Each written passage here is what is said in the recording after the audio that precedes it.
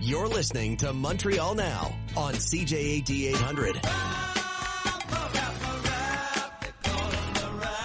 That is, of course, James Mennie of the Montreal Gazette. Oh, James. Oh, David. Wow, what a 24 hours. I tell you, it's just amazing stuff. It's just amazing stuff. I was talking to our mutual producer, Dean, and I said, you know what, though? There's no such thing as too much news. So There you go. But yeah, it's amazing. And what's kind of funny is, as is the case when you have like major stories that break,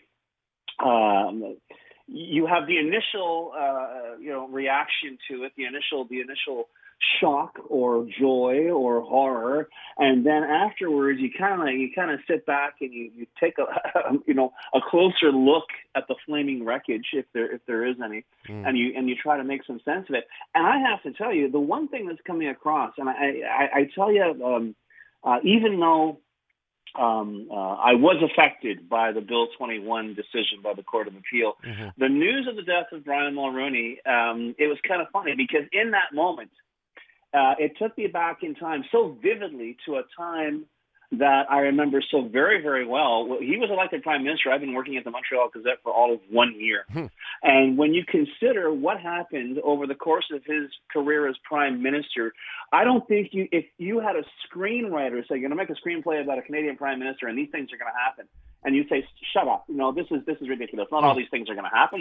Let's be realistic here.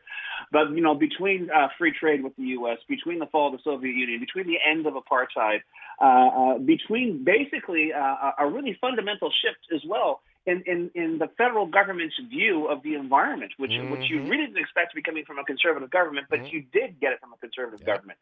You did have treaties and focus on things that were going on around us. And I got to tell you, I'm sure, virtually no Canadians had ever heard of acid rain until it was mentioned by the Mulroney government, and then everyone knew about it. So there was a huge, huge legacy there. And yet, David, the first thing that occurred to me when I was thinking about the legacy of Brian Mulroney is, could he even exist in this century? Could a politician of his caliber, of his DNA exist and succeed where we've seen now? I mean, I realize it's perhaps a bit unfair. It's not a very deep bench in Canada and certainly in Quebec. But all that said, the way politics are done now, especially with the advent of social media versus the way they were done back then, I'm not really sure if there was a Brian Mulroney 2.0 who existed in this day and age. He would have led a party. He might have been a very effective party organizer. But in terms of being a politician, I'm not entirely sure about it. I mean, we really seem to have changed the vernacular in politics, the level of conversation. It's far simpler, far nastier, and there's a lot more populism than popularity now. And I really found it interesting to see that when we go back even 50 years from now, when a lot of us are gone, I think of all the Canadian prime ministers who are going to be remembered from this particular era. I think Brian Mulroney will be at the top of the list. Well, Brian Mulroney, I mean, the list, I mean, and you ran down very important accomplishments, and you still, and this is not a diss, you still managed to leave out several more.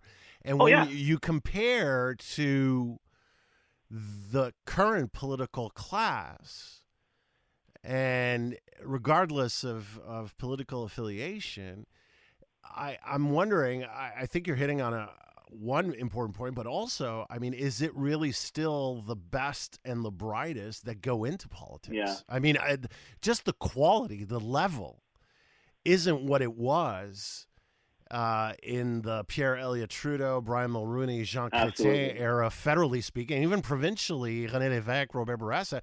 And ultimately, when it hit me, I was actually waiting to come on with Mitsumi to talk about Bill 21 when the news hit.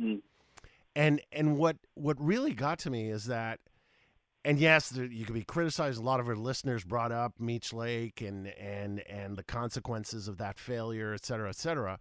And yes, there's a lot of criticism to go around when you talk about Brian Mulroney, but any politician, you could do the same thing for Pierre Trudeau. But my point ultimately is that these people were statesmen. Yeah. And I don't see that today. No. You don't see it today, and I'll tell you something else, though. Something else you haven't seen, but I'm not saying you're not going to see it again. When we talk about Brian Mulroney, we talk about this remarkable, incredible tenure as Prime Minister, lest we forget, the fundamental rule of politics and life, indeed, sic transit gloria, to go from 211 seats in 1984 to 2 seats in 1993. In all of it, like I say, it's this unbelievable screenplay, it's this unbelievable series of events, and I think even any 2 of the events that I've just mentioned in that, you're quite right, incomplete list of achievements would probably have tangled up a 21st century politician for most of their mandate, and yet all of this happened at once.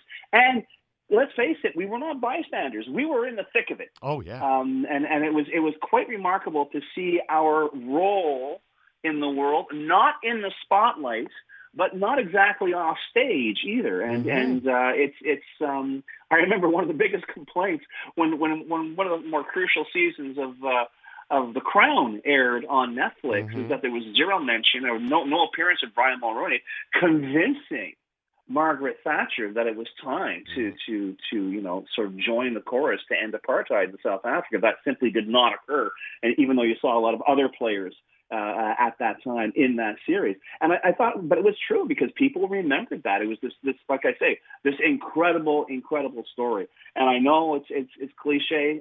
Shall we see his like again? I think what I'm saying to you is no, we won't.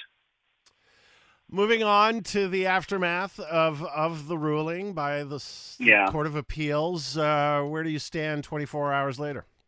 24 hours later is kind of funny because I was talking to Aaron. I mean, I had to plow through this thing. It dropped. I think it dropped at about the copy of the ruling dropped at about 2:30, and I was just, my eyes were bleeding by the time I came on air. Yeah.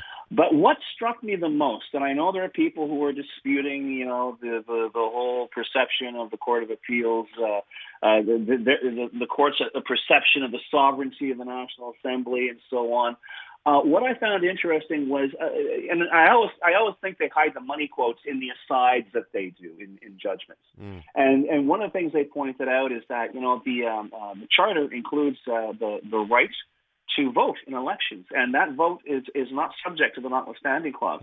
And if the electorate has a problem with a government that decides to use the notwithstanding clause, and in their words, in parentheses, or abuse the notwithstanding clause, they have the option of voting them out.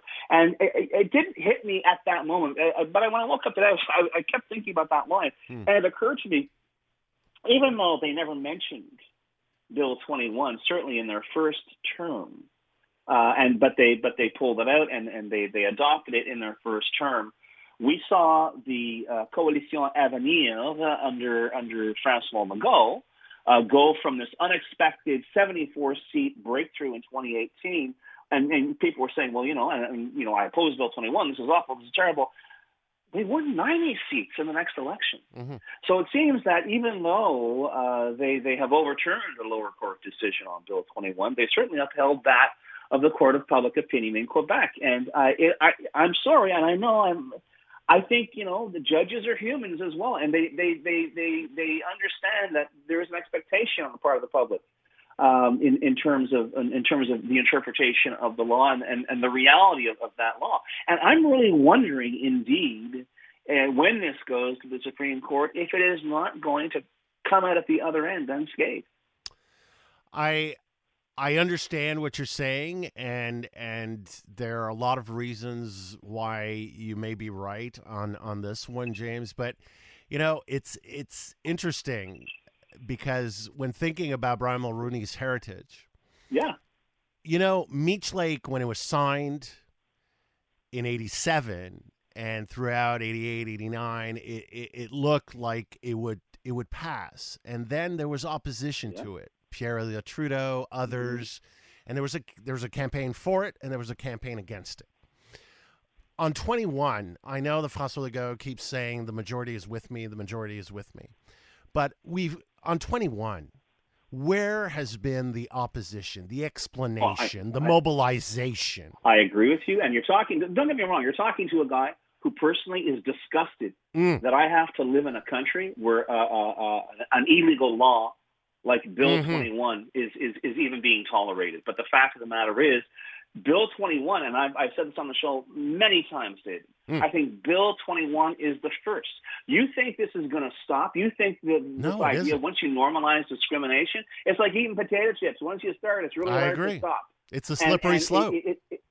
Who knows what the public is going to be, or the so-called majority is going to be in favor of 4 or 5 or 6 or 10 years down the road. It's got nothing to do with party affiliations. It's got to do with what I refer to as this cancerous poison pill within the Charter of Rights, within the fundamental blueprint of our country that says, yeah, these are your rights, unless, of course, you decide to switch them off for 5 years and then, renew the switching off for 5 years.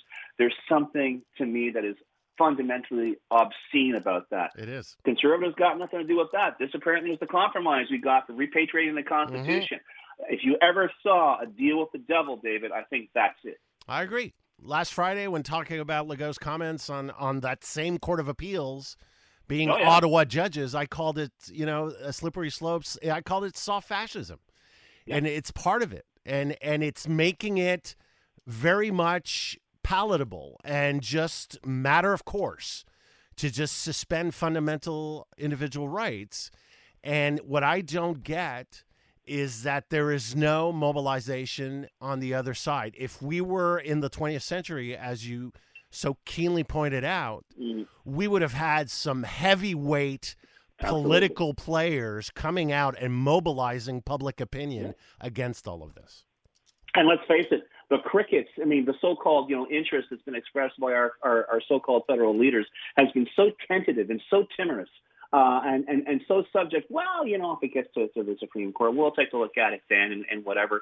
The fact that people were not thundering about this from the get-go does not instill me with optimism for the future of whatever rights you may think you have in this country.